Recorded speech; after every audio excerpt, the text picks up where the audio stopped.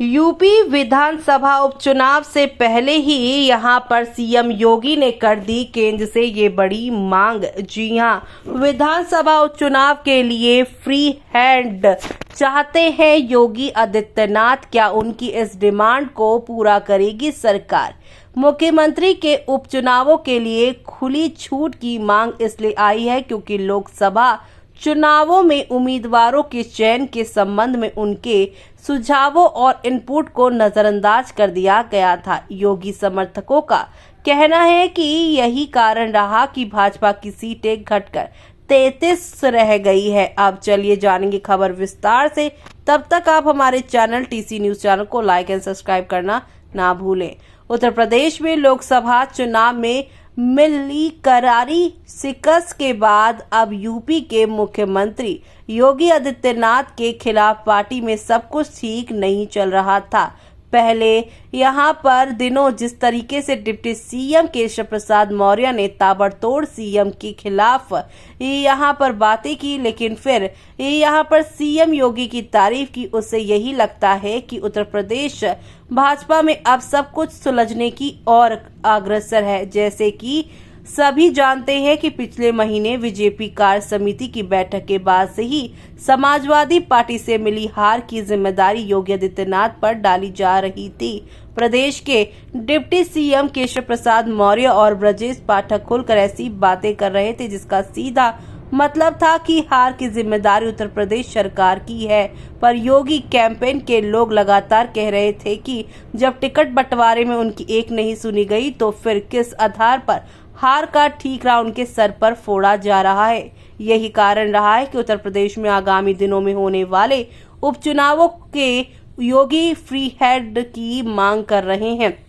तो वहीं एक रिपोर्ट की माने तो मुख्यमंत्री योगी आदित्यनाथ को इन चुनावों में यहां पर जो है खुली छूट देने का विचार हो रहा है, जिसमें टिकट बंटवारे और चुनाव अभियान दोनों ही तरह के फैसलों में उन्हें शामिल करने का वादा किया जा सकता है। सीएम ने बुधवार को लखनऊ में आरएसएस के यहां पर जो है संयुक्त महासचिव अरुण कुमार के साथ मुलाकात की।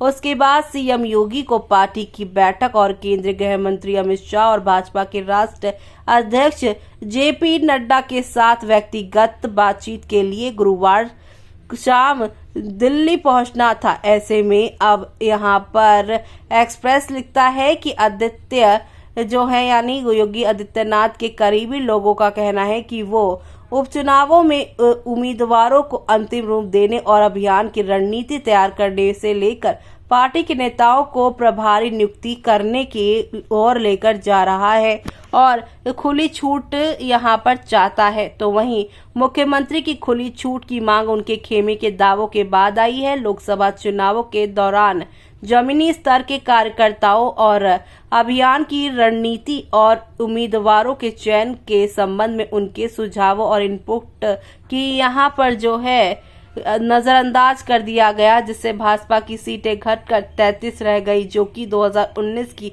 लगभग आधी है। इसके बाद से ही योगी आदित्यनाथ ने उपचुनाव में तैयारी शुरू कर दी थी। योगी के सामने उत्तर प्रदेश की 10 विधानसभा सीटों पर होने वाले उपचुनाव में भी जीत हासिल करने का लोकसभा में हुए नुकसान की भरपाई करने की चुनौती है।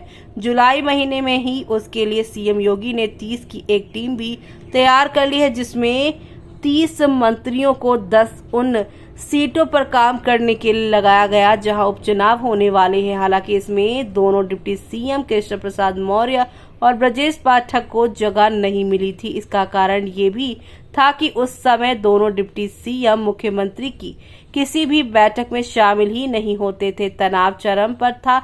जाहिर है कि उस समय भी इस सवाल उठ रहे थे कि सीएम योगी इस तैयारी को क्या संगठन का समर्थन शामिल है और हासिल है। तो वहीं दरअसल आपको बता दें 14 जुलाई 2024 को लखनऊ में लोकसभा चुनावों में हार की समीक्षा के लिए बीजेपी कार्य समिति की बैठक चल रही थी। बीजेपी के राष्ट्रीय अध्यक्ष जेपी नड्डा की मौजूदगी में सीएम योगी आदित्यनाथ को उनके ही मंत्रिमंडल के कुछ लोगों ने टारगेट कर करने की कोशिश की थी, जिसमें दोनों डिप्टी सीएम शामिल थे। 2 दिन बाद 17 जुलाई को आदित्य ने अपने आवास पर अपने करीबी माने जाने वाले मंत्रियों के साथ एक बैठक की, जिसमें मौर्य, दूसरे डिप्टी सीएम ब्रजेश पाठक, साथ ही प्रदेश अध्यक्ष भूपेंद्र चौधरी अनुपस्थित थे। दरअसल योगी जिस तरीके से उपचुनाव को जीतने के लिए जी जान से लगे हुए, उससे जाहिर है कि कहीं न कहीं से उसे इस संबंध में पहले से ही संकेत मिले हुए हैं कि शायद यही कारण है कि सीएम 2 सीटों की व्यक्तिगत रूप से जिम्मेदारी ली है।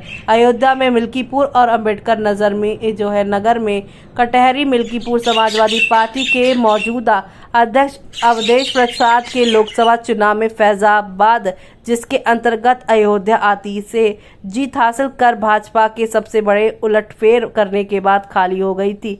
कटहरी में सपा विधायक लालजी वर्मा ने मौजूदा सांसद और भाजपा उम्मीदवार रितेश पांडे को हरा दिया। योगी आदित्यनाथ ने 2 विधानसभा सीटों का यहाँ पर पूरी तरीके से अब जिम्मा ले लिया है। ऐसे में आपका क्या कहना है इस पूरे मामले पर? हमें कमेंट बॉक्स में कमेंट करके बताना ना भूलें आप।